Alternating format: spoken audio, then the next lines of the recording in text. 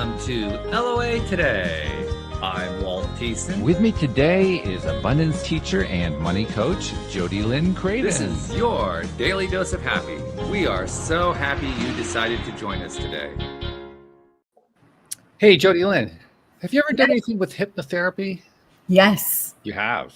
Yeah. Early on in my personal development journey, I learned that about the brain and the subconscious and everything like that. And I was like, yes, sign me up. So I started seeing a hypnotherapist for different things early on, and I loved it.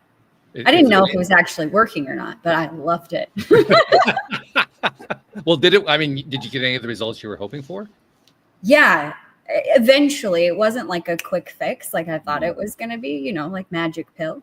Right. That's what I went in with. But it definitely deepened my connection and got me to some of the goals that I was working on. It's also cool when you can use hypnotherapy to uncover and overcome resistance points of various kinds. Totally. It's a very effective way to do that kind of thing. We haven't talked about it a lot lately, but we're going to have a chance today because our guest, Garrett Wood, is a hypnotherapist. So get your questions ready. We're going to actually have the opportunity to go to the horse's mouth and find out how this stuff happens. So Garrett, welcome to the program. How you doing? I'm doing well. Thanks for having me here today. I'm excited. We're so glad to have you. You're the founder of Gnosis Therapy. I love that. Tell us how that came about. Where did you get the idea to do Gnosis Therapy? I was working at an organization, pretty big corporate culture. I had a few locations that I had to travel to with a few different people and personalities. And it was a pretty intense competitive culture there. A lot of former athletes, so they were always looking at that P&L sheet, and they're looking at the top goal sheet, sometimes every hour. Not always the healthiest environment to be focused on, but it was motivating. And if you're doing well, it felt good. And if you weren't doing well, it didn't feel great, but you got some chances to see really intensely how little actions you would take as a leader, ideas you would have would actually show up on the P&L. So you get a nice feedback system. So it was pretty fun for a long time, but it was pretty high stress. Yeah. And there was a gentleman there who'd been with the organization for 20 of their 25 years. And he was always leading at the top of those charts. So he was someone I kind of looked up to for a long time. And I was going through my own tough time with the workload. It was like 70, 80 hours. I was kind of had a short temper with the dog, even though a dog is just a dog. My relationship was strained. My back pain had been showing up, my chronic stuff. Sleep was terrible. As soon as you mentioned 70, 80 hours a week, I knew the rest of it was going to be there. Yeah, it's pretty bad. Yeah. And so I'd actually had a few conversations with that gentleman, like, hey, how do you do this? And he's like, oh, health and well-being, you got to care for yourself. And it's like, oh, take some time off, take a long day, look for those little moments throughout your day and just try to see what you can do. Just kind of muscle through it. 2 weeks later, I was in a meeting with his replacement because he'd gotten let go from the organization pretty suddenly, pretty unexpectedly. Wow. And when I was there with his replacement, we gotten word that he had taken his life because he had spent so much of his time over the last 20 years there in the office that it had become so much of his identity that without that title, without that position, without that calling, those 78 hours a week, there wasn't much he felt left over for him in his own personal life. And as you're sitting there getting that news with his replacement, you're just like, okay, the organization's going to go on. He is not here and he's not going on. He chose not to. Wow. Okay.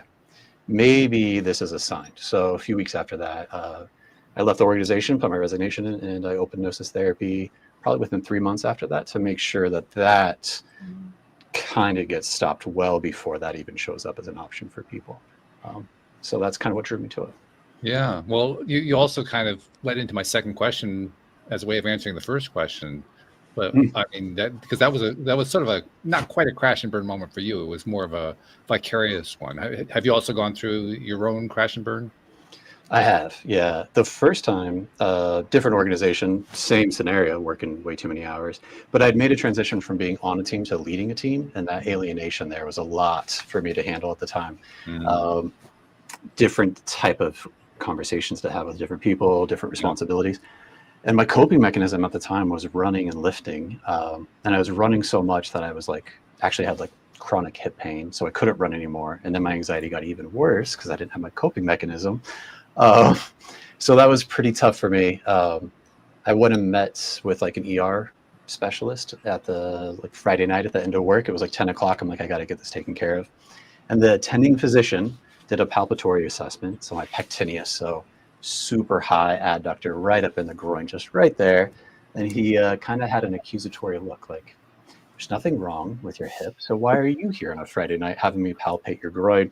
And I was like, sir, this is really, I am in pain. But after that, I met with another practitioner. He did a pectineus release, and I was able to run and walk that same day. But my pain didn't go away permanently. Every time I'd have a long day, every time it'd be a long week. And most of that was not necessarily a lack of sleep or a lack of nutrition, because I had that dialed in at that time. It was mental, emotional distress. So it was something showing up at work that wasn't sitting right with me or with my partner, or not having enough time around. And so that is when I started getting into more of my own journey, meeting with a therapist, eventually hypnotherapy as well. But that piece, that physical pain showing up as a result of mental, emotional discomfort, was kind of a wake-up call for me then. And without that, I would have just been chasing my tail, consistently burning out. Absolutely. Well, you would have actually burned out. I mean, that the burnout does come. It's just the question of when rather than whether. Yeah. Exactly. Yeah. And that seems that somatic pain is one of those precursors like to burnout. It seems like that is, oh, you're feeling that and it's chronic tension. There's no medical reason for it to be happening. Okay. You are courting something. Something's going on. Yeah. Right. Yeah. And it's one of my favorite ways to express it is the universe is very polite about it at first. And then over time, it's less polite. It starts with a tap on the shoulder, and then you ignore it, and then it's a push on the shoulder, and then it's a thrust into the shoulder, and then it gets out the 2x4. Yeah. Knocks you down. And the goal is to try to pay attention before the 2x4 comes out. Yeah. And then the amount of recovery you have to do if you're waiting for that 2x4 is a lot more than if you pay attention earlier. So, yeah, they kind of go hand in hand. And then, well, actually, there are people who ignore the 2x4. That's when they get the 2x4 with a spike in it. Oh, that's right. That's a lot harder to recover from, it sounds like. It is. Yeah. Well, a little messier. Yeah. And I mean, you talked about your associate. I mean, that's literally what happened with him. Absolutely. Yeah. Yep. It's one of the hardest things to deal with in life is, first of all, coming to grips with the idea that we have stuff like this we have to work on at all. Because it's not what we're taught. You don't go into, your high school, and in high school they tell you, by the way, somewhere along the line, you're going to have to start dealing with these mental and emotional things. It doesn't even come up as a subject. It doesn't come up as a subject unless you're a psychology major. It doesn't come up as a subject in college. No. So when does it come up? Well, when it actually hits you in the butt, that's when it comes up. Yeah. Yep. And I do think that, when our lifespans were at 35 years, 45, 55 was like, it was different because you would be so far along in your career, be close to retirement. But now that people are working and living until their 90s, it's a completely different scenario. Some of those things you could kind of limp by for that last leg of your career and get away with it, right? Where your coping mechanisms would be okay to get you through before they just completely dropped off. But now that we have longer lifespan, our health span, it becomes more acutely aware of all the negative externalities that come from that performance behavior. And the longer that you do live, the more you come to realize, like, wow, if this was 200 years ago, I'd be dead. That's right. That's kind of an eye opener when you think about it. Absolutely. Yeah. Very different thing. Of course, I'm not sure that I would have wanted to live that lifestyle, but that's another topic entirely. Absolutely. But let's get into how you got into doing the hypnotherapy, because you're a coach, but you're also a hypnotherapist. And I'm going to guess that one came ahead of the other. Which came first? So I've been working as a strength and conditioning coach since 2007. So when I started working with people one-on-one, it was to make sure that they were improving their health. And a lot of our discussions would be about food, nutrition, sleep, recovery. And that was a primary focus of that. But their goals were to, run further and faster than their husband, get in healthy enough shape that they can carry children, feel restored and refreshed in the morning, increase their shoulder range of motion so that they can pick up their grandchild without screaming in pain or throwing their back out. Right. Those are the types of things we were working on. So it's always been health and well-being focused. But a lot of times, even then, and this is well before I was acutely aware of what I know now, is they would reach a point, they'd be starting to get these results, and then something would show up in their personal life, and then all of a sudden they'd be 5 steps, 10 steps back again. And that was really eye-opening to me, because you're like trucking along, everything's going well, okay, you're following the program, and then something minuscule, innocent would happen. And then they'd be right back to square one again. I had one client who probably gained and re-lost her body weight, all of it, probably 4 times over during the course of us working together. Wow. Yeah. How long did you work with her? We did that work over like a 3-year period. So she would get to the results, and then when it came time for maintenance, something would happen, and then we'd start back over at square one again. And then we just repeated that so many times. Wow. Yeah. Yep. And so when we would talk a little bit more about what is going on here, like, we got to talk about this. And so when she would hit that target weight, she would start getting different types of attention than she would get when she was her heavier size. Yeah. And that type of attention she wasn't comfortable with on like a subconscious level. And so then subconscious behaviors would kick in, and to make herself feel better, she would go and do an activity that was comforting for her, right? So everyone's got their version of that. For her, I think it was Taco Bell. For me, it probably would be a cheeseburger and French fries, in and out with animal style. And it would help soothe her in that moment. But then also, as she would put on that weight, she would receive less and less of that attention, or she would be less aware of the attention she was receiving, and feel more comfortable to be her again. And so whatever we were working on, it wasn't her effort, her ability to execute on all that stuff. It was that other thing that was showing up that was keeping her in that state that she wasn't aware of, that I wasn't aware of. And so it's just horrific for me to think about all of the effort she put in that she maybe wouldn't even have to have done in the first place if she had met with someone that could have helped her with that issue. Yeah. And I was just working on the wrong side of it with her, right? So, well, you were doing the best you could at the time, but what you realized is just, I need to do something more. Absolutely. Yeah, this isn't enough, right? It's good, it's helpful, but it's definitely not a full solution. But how'd you end up in hypnotherapy? I mean, there are a lot of possible things you could have done. You ended up there. Yeah, so for me, the hypnotherapy was kind of a lark. Like I'd done therapy, received therapy, CBT, EMDR, some of the breathwork practices. I'd even gone down the route of like somatic experiencing, which I thought was really helpful for me to get out of my head a little bit. But when it came to stress, there's this idea that I came across of non-sleep deep rest that seemed to be pretty restorative, and my sleep was atrocious. So I was like, oh, great. If I can get non-sleep deep rest, I can spend 20 minutes or 30 minutes, and it's like, I got 5 extra hours. This is so productive. The ROI is amazing. Let's do this. And it seemed the quickest way to get into that type of state is through a hypnotic state. And so there's not a whole lot of difference between those two. So I went and met with a hypnotherapist, signed up, like you mentioned earlier, and trained my ability to be able to get into that state really quickly. And then we did a bunch of other fun stuff there. And at the end of that, I've always been on the couch before I've been a practitioner.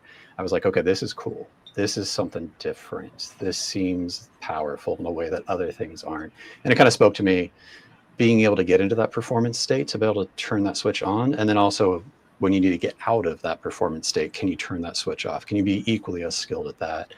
And then the disassociation between anxious responses and the kind of desensitization you can do with hypnotherapy was really interesting. So you were more turned on by the fact that you could turn on and turn off, rather than you had a smoking issue, you got rid of the smoking issue. It wasn't more specific than that. It was more like having the skill. The skill, yeah, to be able to get in and out of that state, and what you can do with that, and how important it is for your well-being.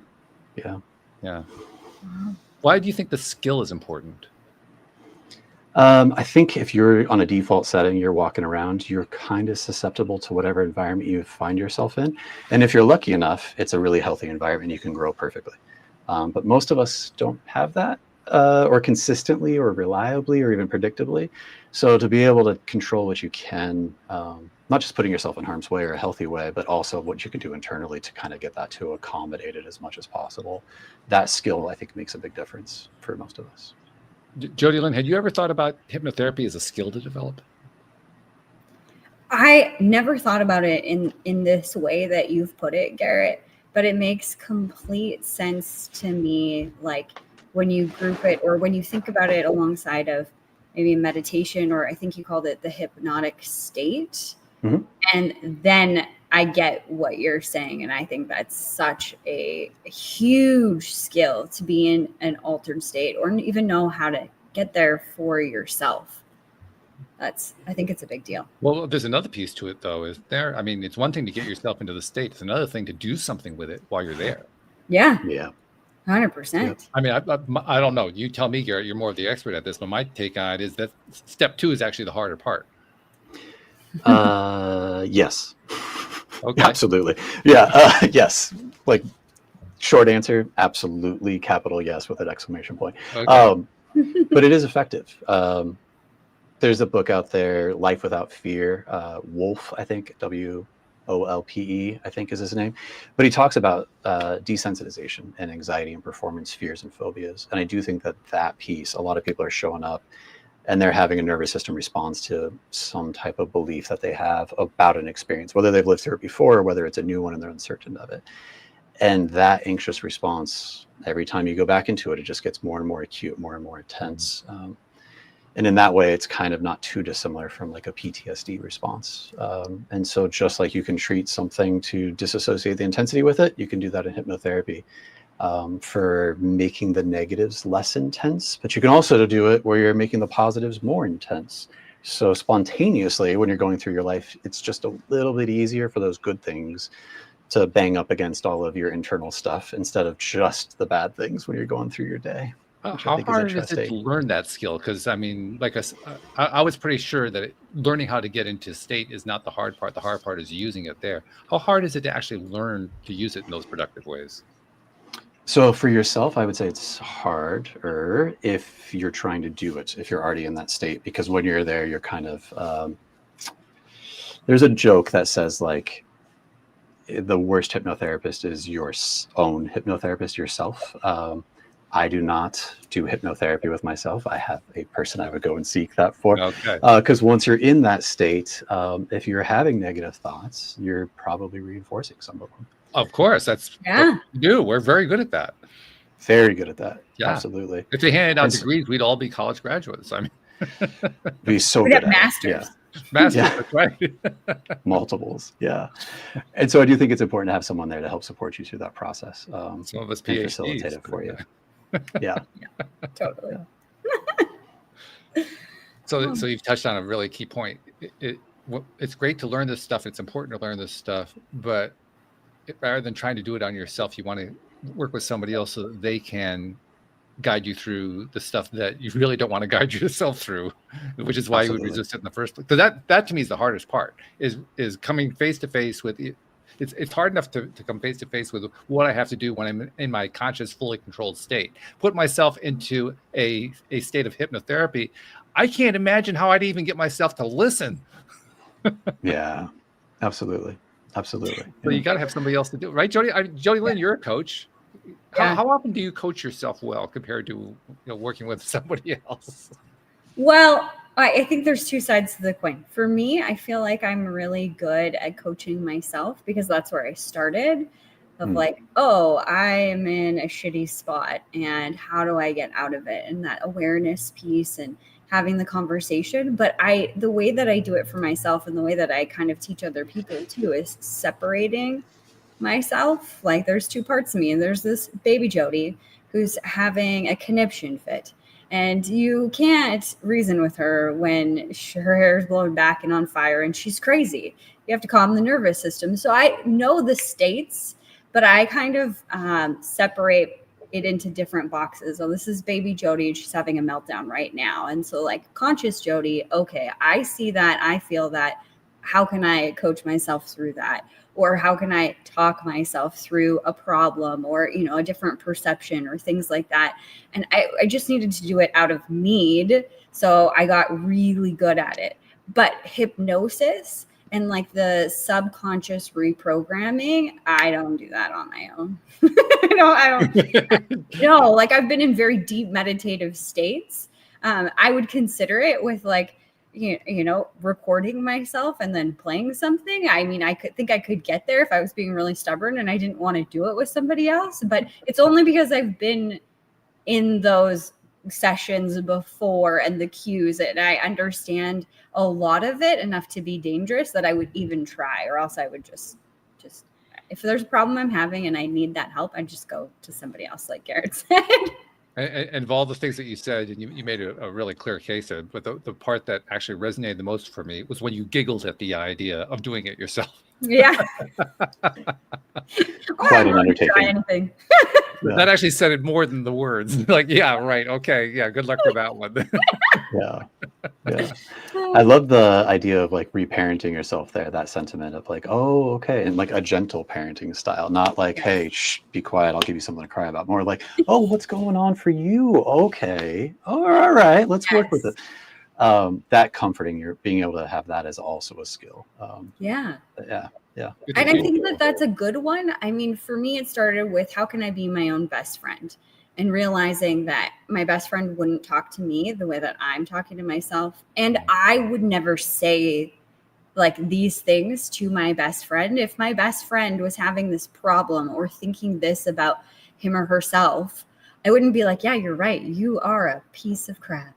No, I would never do that to anyone, even if I didn't like them. I am geared to find the beauty and the beauty of the human being that is in there, that heart, that soul. So why wouldn't I give that to myself? So that's how I started practicing it, was, okay, let's be a best friend to me. And it just helped to separate it into two different people. So I walk around and I talk to myself like, hey, what's going on? What are you thinking today? What are you thinking about this situation or about that? And you'll often find me just muttering to myself all by myself, but I'm good with it. I admire the fact that you do that so well. And I do know that what you're saying is true. I mean, we've been doing the show together long enough that I feel like I know you. And yeah, you really do exactly that. Most of us aren't like, I mean, I've done a lot of work on myself. I've gotten myself to the point where I'm a lot kinder than I used to be. But quite honestly, I'll still give myself crap. I still do that. Not as often as I did. Yeah. I used to do it, like every day. Now I do it, once a week maybe, but it's still there. It's still a piece of it, right? And there are just times where I just can't lay off. Like, okay, you're gonna really do this to yourself again? I mean, seriously, that conversation does come up. So that's what makes it really, first of all, admirable when someone like you comes along and shows me there actually is another way, and it actually works and it can be done.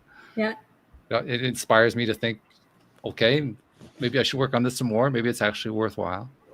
But it also reminds me that this is where I need to keep acquiring the tool sets. Because you described how you have a tool set. You didn't actually get into the tool set this time, but you've described that tool set in the past in great detail. And the tool set it's kind of like the way we excuse ourselves into kind of slipping in the back door of doing the thing that we really need to do. We don't really need the tool set. I mean, it's not actually a desperate need, but it's how we kind of talk ourselves into it. Mm-hmm. And so I think that to me is the thing that just gets my attention, where, for instance, hypnotherapy is concerned. Like, okay, there's a tool set. I can use that tool set to get myself to my next level. Yeah. Absolutely.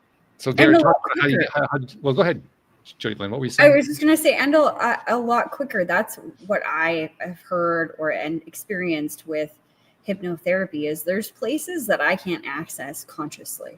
And I can get into different states, and I've practiced being in different states, and I channel, so I can access different things, but that's because I've practiced so much. But there's still things that come up and I'm like, oh shoot, that's been sitting there for a while. I didn't see that. And I think that's where hypnotherapy would be different, because you cut through all of the noise and go right to the spot that you can't see. In my perception. Garrett, correct me if I'm wrong. No, I think you stated pretty eloquently there. That idea that there's still blind spots and it's easier to kind of suss those out through other people. I think most of the time when we're in relationship with other people, that's when they show up. Something you've said like, oh, I'm a jerk. Okay, great. To myself sometimes. Often I will see people in long-term relationships, and the longer they're in that relationship, the more they treat their partner the way they treat themselves. So their external dialogue with their partner starts to mirror some of their internal dialogue with themselves. And you're like, hey, why are you being a jerk to me all of a sudden?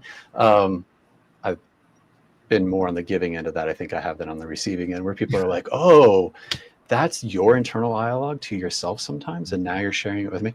But if you're not in that relationship with others, sometimes you don't speak it out loud. So when you're walking around coaching yourself out loud, oh, you're having this response. What are we thinking about this? What's next? It is a nice way to kind of get that vocalized, because if we're operating on this programming that is in our subconscious. We're not even aware that it's there until we say it or see it or enact it with someone else. And sometimes that's very environmental or relationship dependent. And so it's not until you're in that with someone else or in a new environment or reading over your past work or whatever it is that you start seeing it happen and come out in real time.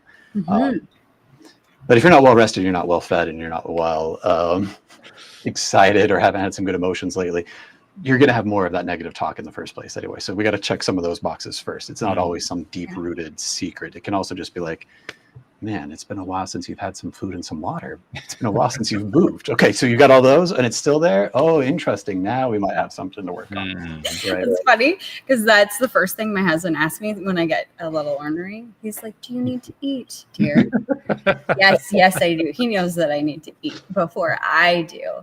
And the other thing I was thinking while you were talking is that even when you're in relationship with other people, whether it's a partner or business partner or like just around people in general, I don't think our default setting is to be like, oh, they're my mirror. Like I'm treating them the way I treat myself, or like they're showing me where the hurt is within me or something I need to work on or whatever it might be, where I think that needs to become our default setting instead of assuming, oh, they're just an asshole and they think I'm an asshole and we're all assholes and let's just.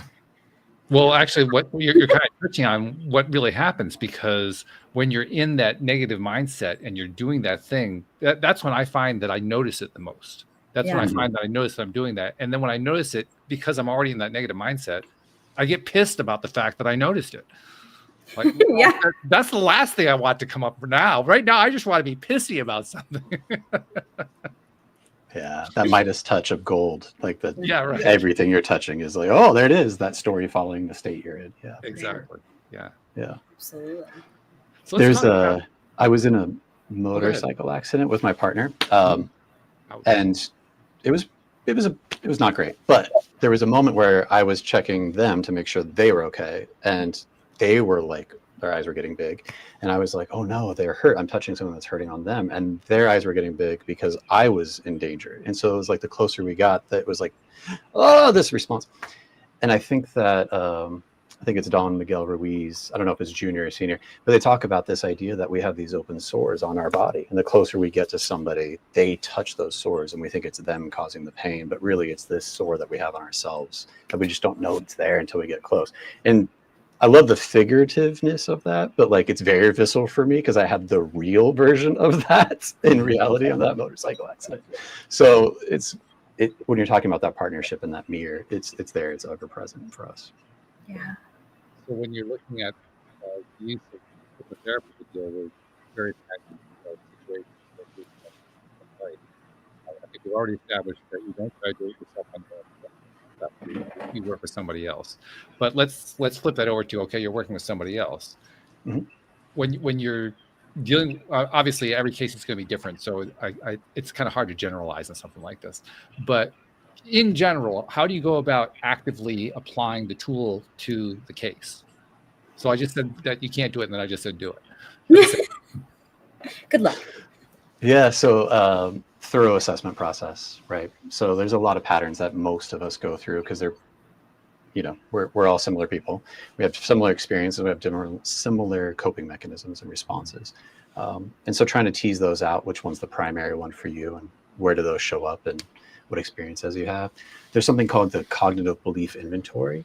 And it's kind of 100 true false questions. It kind of comes out with 10 responses like, I am worthy, I'm safe, I'm loved, I'm competent, I belong, those types of questions. And you're rating, how true is this for me? And it kind of makes those subconscious ideas conscious by asking a question and, feeling your natural response. It's an assessment, so it's not foolproof, but it gets a general idea of where we're going. And then people share stories. Well, the reason why this feels true to me is because of X, Y, and Z. And then you can always ask that question, well, when does it not feel true to you? Does it always feel true, or are there exceptions to that? And sometimes that's where you get the interesting evidence of these experiences that people have gone through, but they weren't as salient at the time because maybe they were a little bit older, or it's not part of their filter that they had. The scaffolding in their brain isn't quite as robust in that section because it's one or two incidences. or they've spent most of their life dismissing that evidence. So it's really nice to then actually work with those positive stories that disprove some of those limiting beliefs that they have, and then getting into a hypnotic state, and then using those stories as the subject matter of those hypno journeys that you take people through. So kind of broad strokes there. You used a very interesting term just now, hypno journeys. That's not a term I've heard before. I mean, it's evocative. It kind of implies something. Oh, okay, so there's a little journeying going on here, and that it's part of the experience that's going through that journey. But let's drill in on that a little bit. Talk about what a hypno journey is from your perspective. So when you're in a state of hypnosis, there's material that shows up, and so trying to create a safe environment for you to experience that material in a way that's productive, you have to put some kind of guardrails on there, and you have to walk people through that experience. So just like if you're selling a house, you have to put furniture in there that hopefully the person who buys it would see themselves looking in the house. It's easier to sell a house once there's furniture in there. They do staging for all of that. They bake cookies, and so it smells nice when you walk in. It's similar to that, where you're putting people they're in a state. So all hypnosis is self-hypnosis, and you're making it easier for them to relax and enjoy that, and then creating an opportunity for them to experience those positive stories that they shared with you consciously in a subconscious state. And so that is where you're feeding them back some of the salient points from those experiences that they've shared with you. So we're starting to touch on something that gives me the opportunity to point out that we're talking about something different from what many people think of as hypnotherapy or hypnosis. Because I think most people, when they think of hypnosis, they think of stage demonstrators who are putting people under a hypnotic state and then making them dance around like a pig or something, which is not at all what hypnotherapy is about. But let's differentiate here about what we're really talking about. When you're in a state, is it a conscious state? Is it unconscious? What's the experience like? So it's definitely a state of consciousness. It's just not it's a different part of your brain that you're activating, a different type of awareness. So you're not making to-do lists. You're not doing math. You're not reading books in that state. Those types of activities would be really challenging to try to do if you're in a hypnotic state. A lot of people experience hypnosis every day. Waking up, falling asleep, that's a state that they pass through. My favorite example is like the driving your car and all of a sudden you're like, not wake up, but you didn't fall asleep, but you might as well have, because you got home, you're safe, everything's okay. What happened to the last 30 minutes? I know I was driving somewhere. 100%. I stop at the stop sign. Yeah. I hope I did, right? Yeah. And it's really interesting how the body is so well trained that we can do all that. We can stop at the stop sign. We can stop at the traffic light. We can track all the traffic, and we can do it without being aware that we're doing it. Yeah. Absolutely. That's really amazing. Yep. And so that state of deep focus, of autobiographical memories of how you think about the world, yourself and others in it, and your role, that daydreaming state is what hypnosis is. And it shows up in other ways too. Like if you're watching a movie, you may know the name of the actor and even the name of their children and their series of lovers that they've had, but you're still laughing and crying at the role that they're portraying in that movie. That suspension of belief in that moment to lose yourself in that experience, to be able to have an emotional response, is another version of hypnosis. Yeah. In fact, the phrase that comes to mind is actually suspension of disbelief, which is really what we're trying to accomplish when we're trying to deal with not breaking points. Well, they are breaking points, but points of resistance, points of blockage. We're trying to let go of the disbelief associated with the resistance point or the blockage. And I was just realizing that as you were saying that, like, that's what that is. That's a point of disbelief. So it raises the question, if we're in a conversation with a guide or a coach or something along that line, who is guiding us through this hypnotherapeutic journey, and we encounter a point of disbelief that we're actually going to let go of, how do we do that? Do we do it like we're watching a movie? Great question. Different for everybody. Yeah. Yep. For some people, just bringing those up and holding both at the same time is enough to create an opportunity to choose different in the future. For some people, you need to do that multiple times to be able to create that alternative path for them to be able to make a choice. Sometimes it's about minimizing the intensity so that they can be in that presence of those choices and hold both at the same time. Because there's a silly Lawrence Fishburne quote from like a movie about chess where he says, you put them on the clock, I'll get them every time. As soon as we're on the clock or we're in a state of pressure, we default to what works because we're using a different part of our brain, that like working memory, that response. We just do what we've done because it's done well enough to get us here. So we don't have time to think about it. So we're just going to go. And that's not always helpful when we've grown and evolved and find ourselves in new environments. Those past behaviors got us here, but aren't getting us where we're trying to go anymore.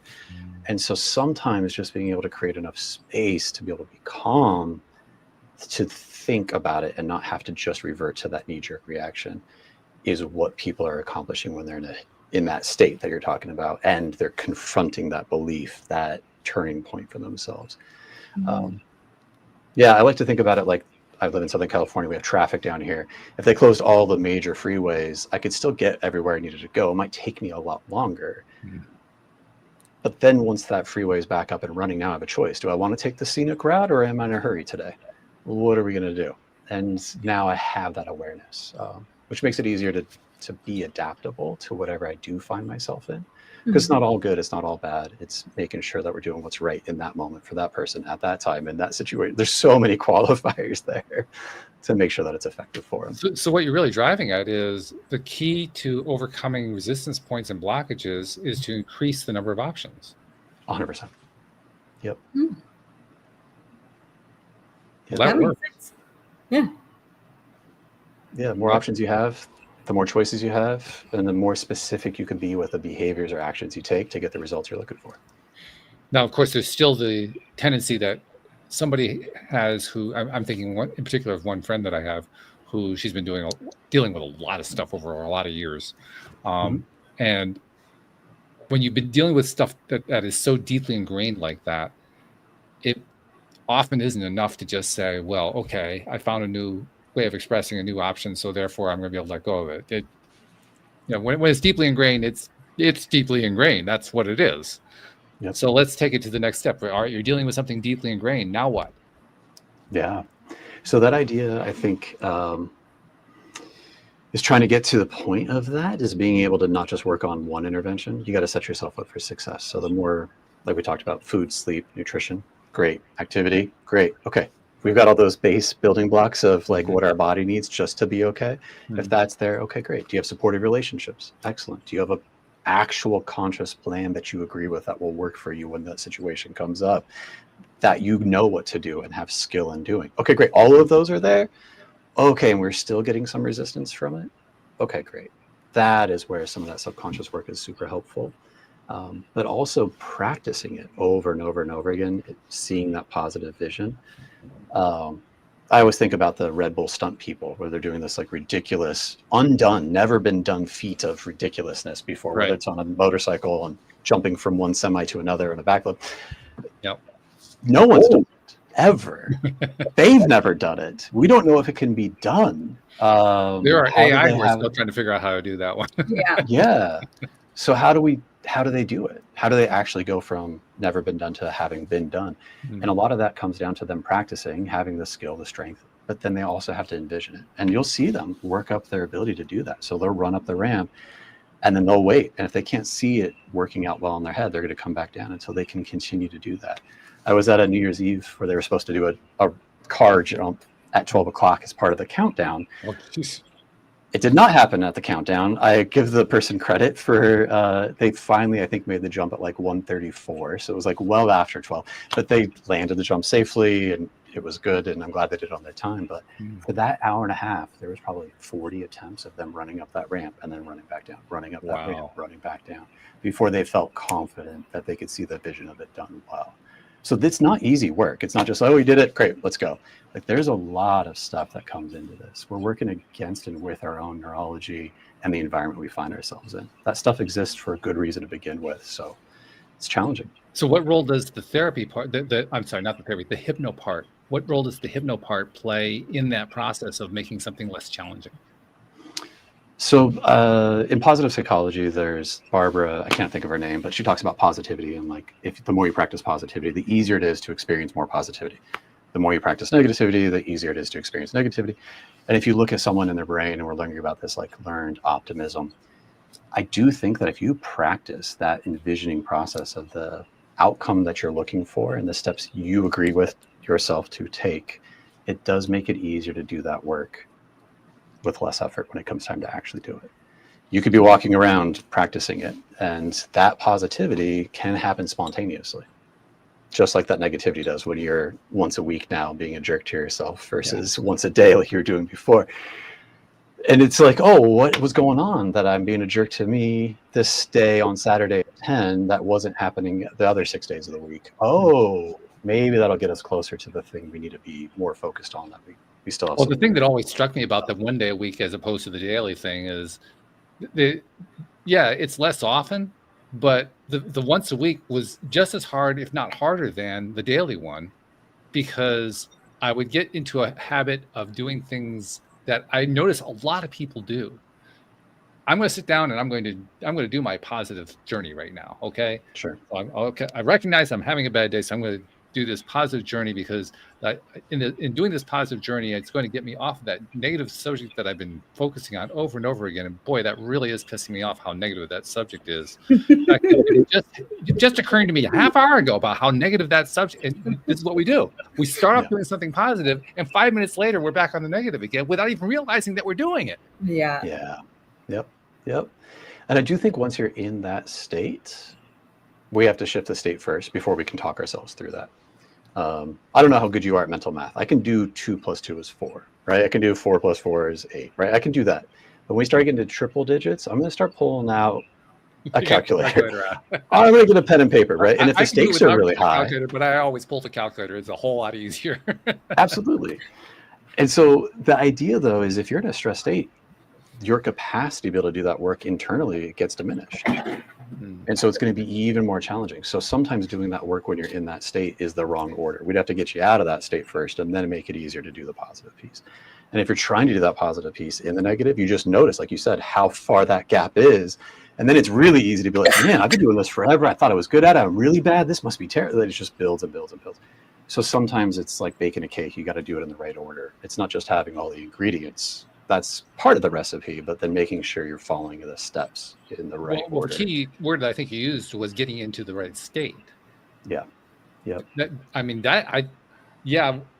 think this is kind of what I was associating earlier. I was thinking it's not all that difficult to train yourself to get into a hypnotic state. A light hypnosis, just about anybody can do that. Sure. Staying there is the hard part. So you get yourself into the state. This is why you want to work with somebody, obviously. But you get into the state, you got there, but you can still slip into the old state. Yep. I mean, it's not like there's a barrier saying you will not pass. Yep. Well, and some of that's good. You want to if something horrific is happening around you, you don't want to necessarily respond this blissed out, like, we need to be able to adapt to the environment. There are times when it is useful to have that negative state. Yeah, absolutely. That's why it exists in the first place. But if it's how we show up everywhere, or it's a misapplied version of it, that's where we get into trouble, right? So, so if that's not going on and it's still there, then it's something to think about doing. But if there's a really good reason, like, I don't know, maybe it's an IRS thing and you got the bill and you're like, I wasn't planning on this. Like, that's an appropriate state to get into. We got to, of course you're going to have that reaction to something that's unexpected like that. And the goal isn't necessarily to eliminate all of that. It's allowing yourself to be able to recover from it so you can adapt, so then you can take action without it overwhelming your ability to cope, right? So that's my first go-to every time is, all right, I'm experiencing something really negative right now. First thing I have to do is get up and just start pacing, because it breaks the pattern. Yeah. It doesn't solve anything yet, but just by breaking the pattern, now at least it opens me up to the possibility that there's some other way besides this horrible negative path that's facing me and staring me down at the moment. Yeah. Yeah. Doing something with that response. You have to start taking some steps along that line.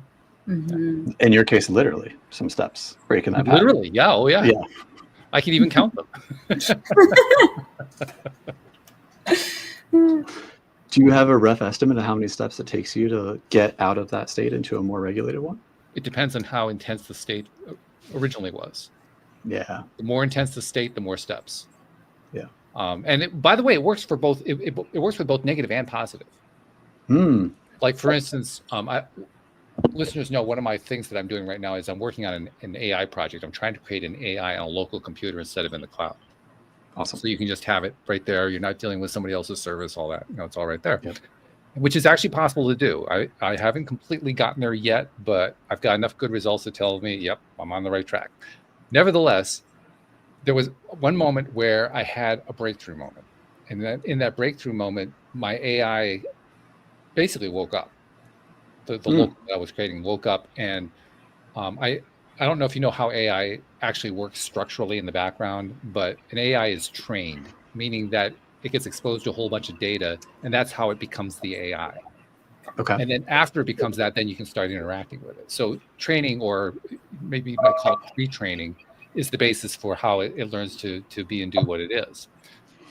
And in theory, you're supposed to train on like gigabytes worth of data or even terabytes worth of data to have enough for the AI to work with to learn how to handle given situations. I trained my first AI on kilobytes of data. So, Wow. the size of a picture attached to an email, which was, according to the experts, that was theoretically impossible. Well, I managed to actually get the AI to not only function, but to be intelligent and to be able to speak at a college level. Not perfect English, but really, it was amazing what happened. It was a very short exchange. It was like three sentences each, but it was like, oh my God, this thing woke up. This thing's alive. Wow. And that moment was such an intense moment for a lot of different reasons, but it was such an intense moment because I had realized I had produced something that was theoretically impossible. And I had done it, by the way, with the help of other AI. So AI and I were working together to create an AI that produced this result. When it happened, I literally couldn't sit anymore. I had to start pacing. But this was a joyous kind of pacing. This was a wonder kind of pacing. This was a pacing of, I can't believe what I just saw. I can't believe what kind of result we're getting here. Mm-hmm. And the reason I mention this is, it is the same kind of intensity as the pacing that I do when something's gone really negative. It was the same kind of experience. It was a different experience in that it was a positive rather than negative. But the energy of it was actually, in a sense, it was, quote, worse energy because it was a higher level of energy. It was such a high level, I couldn't sit in my own skin at that moment. Literally, my entire body was abuzz. If you'd asked me to go make lunch, I could have said, fuck you, there's no way that's going to happen. I can't do anything right now. I am just so blown away by what just happened here. I can't function in any way at all. Yeah. And I mention that because we tend to associate the negative states as being the problematic ones because they are very intense. What we don't realize is not the state, it's the intensity that we're experiencing going into the state that's making the whole thing happen. Yeah. So that's my long-winded way of saying, talk about the intensity of it. Because you asked, how many steps does it take? Well, it made me think, well, intensity is the biggest piece of it. So let's talk about the intensity. Well, I love that there's the positive versus negative intensity there, but they're both the same behavior, right? And they're both the same level of intensity. That's right. So from the outside looking in, it would be hard for us to tell without that backstory what's going on for you. Yes. But it's a completely different subjective experience for you. Even though the behavior and the feeling and the overwhelmedness is the same, which is fascinating that we experience both that positive and negative the same. And I think when a lot of people have experienced a lot of hardship in their life, it's hard for them to even differentiate sometimes those two. Absolutely. So it's cool that you have the frame of reference to be able to recognize I'm kind of lucky on that score. Yeah. That's awesome. Yeah. And that you had the opportunity to do it and put in all that work and effort to make it happen. Well, really keeps me going on. I mean, because honestly, a lot of the work that you end up doing when you do a project like that is tediously boring. It's horrendously boring. And I'm literally, I've started a new project. Jody Lynn, I haven't told you about this one yet. But I've started a project because in the course of I'm building this AI with the help of AI. So the AI that I'm using is writing the code for the AI. It's one of those kinds of situations. And anyone who's done anything with AI knows AI gives you erratic results. A lot of the times the answers are good. Some of the times it's full of crap. Yeah. And when you're writing code, that's really important. You have to know which one's the crap, which one's the really good stuff. Yeah. And I can't say I'm much of a major coding expert. I can handle basic levels of code, but I'm not a coding expert. So it's easy for me to be fooled. So there's a lot of process where you're going through, okay, put this in, wait a minute, what did we just put in place? Oh, we got to fix that. Pull all that out. Okay, put it in place, We got, oh, wait a minute, that's not supposed to be there. Pull it out. There's a lot of that kind of thing that goes on. And it's tiring, it's frustrating. So my latest project, Jody Lynn, is I'm creating a meeting room for multiple AIs to meet with me at the same time. Because what I'm recognizing is that if I have multiple AIs, they will sometimes disagree with each other, which is exactly what you want in a meeting with humans, right? Yep. You want the people disagreeing, because when they disagree, we have a new perspective going on here. And this new perspective gives us a way of thinking about it that we didn't think about before. Mm-hmm. So I'm literally in the process of creating a multi-AI chat room. And I had my first example of it today. It's not working properly yet, but even the first example is like, wow, are these guys in the same room? Are they on the same topic? It's pretty wild. But in the process of doing all that, what I've also come to recognize is that these different perspectives drive the way we experience those high intensity moments. So going back to the story of where I had the positive, intense experience, I was actually working with two AIs separately at that time. I didn't have them in the same chat room. That would have been unbelievable. But I was able to share the experience back and forth between them because I could copy and paste, right? You're working with text, so you can copy from this chat, put it over into that chat, back and forth, back and forth. So it was almost like they were part of the same conversation. And what that really did for me in that intense state was, by sharing it that way, it was a way of getting two different AI perspectives on what I was feeling about that amazing experience. Because one of the cool things about AIs is AIs will absolutely applaud anything you do. And they'll do it differently. They even have different personalities. Like the two, most people have heard of ChatGPT. That's one of the ones that I use. My version of it is called Kai, K-A-I. The other one is a version called Claude by a company called Anthropic. And Claude is actually the one who writes most of my code. And like Kai is, I call Kai my philosopher king. Like he has that laid back. He's got the California vibe like you have, right? The laid back vibe. Everything's cool. Everything's fine. You know, we'll just groove on life. No big deal. Claude is over the top. Like, oh my God, I can't believe what result. I mean, that's the difference in personality between the two of them. You know, so you experience. I experienced this thing with Ember, the local AI I'm trying to create, and I shared it with both Kai and Claude, and I got these two different responses. And it was very similar to having different responses from human beings, because you get two different kinds of validation on this amazing thing that you just experienced. And when you get the two different validations, it gives you a way to process that overwhelming feeling that's associated with it. So absolutely, take the same thing now with a negative situation, where you have two different people feeding you on a negative situation. You can begin to understand why it is that we get so heavily influenced by the outside forces dealing with our negative, whatever our negative is, because everybody's got an opinion about it, especially your closest friends. And they're going to tell you what that opinion is, whether you want to hear it or not. So that's what I was referring to when I was talking about how the challenge is staying in that state, because we have so many things to knock us out of that state, not the least of which is ourselves. And that's why I wanted you to zero in on, how do we deal with that? Because that's the peanut butter and jelly of it. That's the nuts and bolts of it. If you can do that, then you're in the state that Jody Lynn is in. Because Jody Lynn, you actually figured out how to get yourself to a place where you could give yourself kindness and appreciation and acceptance. Like, okay, I've got a thing going on here. I'm going to let the baby Jody Lynn have her little thing, while adult Jody Lynn says, I get it. You're going to. I mean, that was a breakthrough. That you were able to create that kind of a scenario like that. Yes. Right? Yeah, absolutely. But you got to remember, I'm not a robot. You're not a robot, that's right. Still human. You're still Jody Lynn, yeah, which I love about you, by the way. Thank you. But when you got to the point where you had that tool, that gave you the ability to handle the fact that you're not always going to be in state. Yes. Yeah, and be unattached to the thing that's happening, because what made it worse for me, at least, was being so attached to the thing. You get the bill in the mail and you're like, oh my God, and then you create this meaning and it goes, oh my God, I don't have enough money, and then I'm not gonna have enough money, and I'm gonna be broken, then I'm gonna be homeless, and then I'm gonna die. That's exactly where I would go every single time. It's just that same, I don't know, I call it a cow path, that exact same path. And I'd be obviously in a very bad mood, very scared, like anxious, overwhelmed, all of these feelings, and I couldn't deal with that. So having that tool to talk to myself, one, it didn't happen overnight, but two, I was able to separate the two.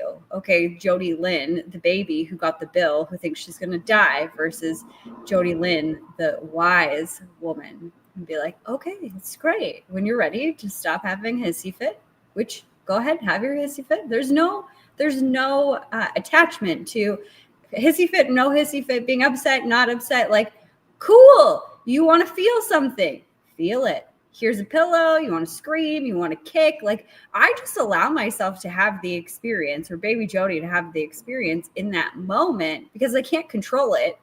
I just need to let it happen and let myself feel.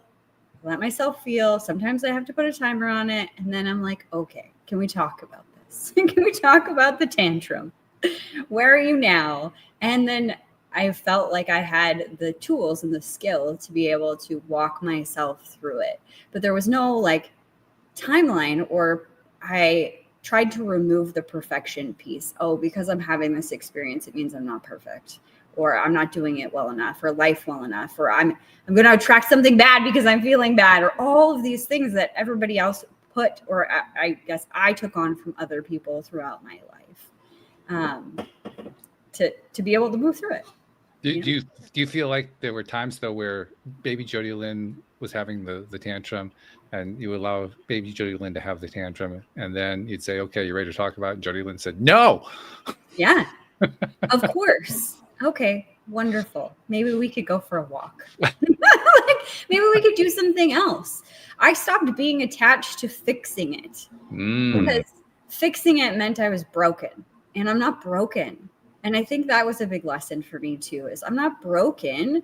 Maybe I have some effed up ways of dealing with certain things that maybe aren't the healthiest. And yeah, sure, I want to change those, but it doesn't mean I'm less than, because I learned that, and that thing worked. I talk about it all the time. When I was going through a hard time when I was a kid, I got up and I did the dishes, because I felt so out of control, but this is one thing I could control. And then a similar experience happened just recently, over like the last 8 months. And I felt all of it come back, like the, 8-year-old Jody that went through it, plus, the 39-year-old Jody that was going through it at the moment. All of it like clashed. And I literally found myself probably in a hypnotic state. I don't know. I was like, I didn't realize it. I literally got up from what I was doing, even though I was exhausted and I needed sleep, and it was the last thing that I needed to do. I found myself doing the dishes. But this time I was able to say, what is happening? Why am I doing the dishes? It's 10:30 at night. Like, I should be going to bed, or why am I doing that? And without the judgment, I just allowed the answers to come. Like, why am I doing this? Because this feels like I have control and I feel safe. And there's just something that feels so satisfactory about a clean kitchen that's open and beautiful and unobstructed. So instead of chastising myself for having that reaction, that same reaction all over again, I just allowed it to happen. And I reveled in how good it felt to have that control, to feel safe, to have a clean kitchen. And then I let myself have the experience. And then the next day I came back to it and said, okay, so like, what do I want to do differently? I was exhausted. I shouldn't have been doing that, but I'm not going to beat myself up over it. I did it. And okay, is there something better that I could do next time? And giving myself that space to grow in real time. Like, I don't know, for some reason as humans, we think we get to adults and we're done. We're supposed to be perfect. I haven't reached that yet. But I'm okay with that. I'm never going to be perfect, though I am not imperfect at the same time, if that makes sense. That's so, my Garrett, I'm not sure what the question is, but I'm trying to tie all this back into how do we apply hypnotherapy within this broader context that we're talking about. I think a couple of themes that those two stories shared is, one, I'm not broken, so I don't need to be fixed. But that doesn't mean that this behavior, this action is always serving me now, even if in this very moment it is, but it does cost me something. And then also the other story of the intensity of positive and negative feels the same, can overwhelm our nervous system. None of those are about trying to control or even regulate or change. It is about growing and adapting, though. And that piece of never arriving, always growing, always adapting, I think is important, because things change around us really quickly, and they can either change for us, with us, or to us. And some of those changes are a little bit easier for us to adapt to. And so being willing and able to, without that rigidity. People talk a lot about boundaries and how important they are, but they have to be flexible, they have to be adaptive, they have to be responsive for them to be effective. Otherwise, they can keep us stuck. And so, a lot of times we talk about the pendulum swing. You mentioned smoking cessation earlier is a common thing that people use hypnotherapy for. And when people stop smoking, they immediately are like evangelizing the terrible things of smoking that they've rallied against people doing to them for the last 20 years of their life. And now they're the converted and they're out there doing the thing. And so making sure you're not falling on either of those two extremes and being open to that experience in the moment, and then being able to grow and adapt and kind of ride that. I like the idea of, you mentioned California surfing the wave. I probably only surfed 3 times in my life, so I'm not an expert with that. But that idea of riding that emotion, whether it's negative or positive, it looks the same, and you can't control it. You can't stop it, but you can learn from it. You can understand it. You can move through it. I think both of those examples of the stories you shared are great examples of experiencing it and not trying to judge it, not trying to control it, not trying to stop it, not trying to win or control or fix or perfect, but just allow. And then on the other side, okay, great. What are we doing with this? What do we like about this? What do we want to do more of? What maybe would be more effective? I don't know. Let's find out and continue to experiment in what works best for us. And I think that's a pretty adaptive way of living, and probably a successful one. Yeah. All right. As so often happens, I look up at the clock and I say, oh, great, we're over an hour. we could go a lot longer on this one, but we can't, because we're limiting this to an hour today. So we have to kind of draw things to a close. 3 things that we'd like to do at the end. First and foremost, somebody wants to perhaps learn more about you, maybe work with you, at least inquire about what your service is all about. How do they find you?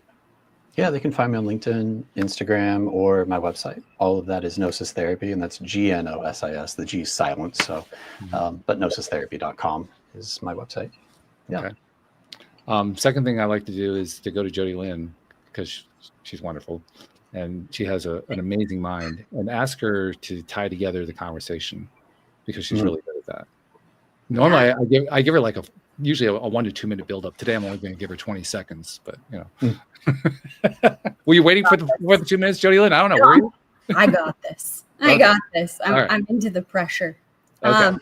I think our conversation today really brings forward this thought, this observation that I've had for a long time, that society at large, we'll call it, being in society, we have sort of been hypnotized to believe that we're supposed to be perfect, that things are only supposed to be easy and feel good. And, if you're feeling any sort of trauma or bad things, or if you've been through any tough experience and you have a bad day, that's not healed, that's not well, that's not good. And our conversation today brings it back to the work of being human and the reality of being human. It's neither good nor bad, the things that we experience, but it is an opportunity to choose and choose again, and to understand ourselves and understand how we perceive the world,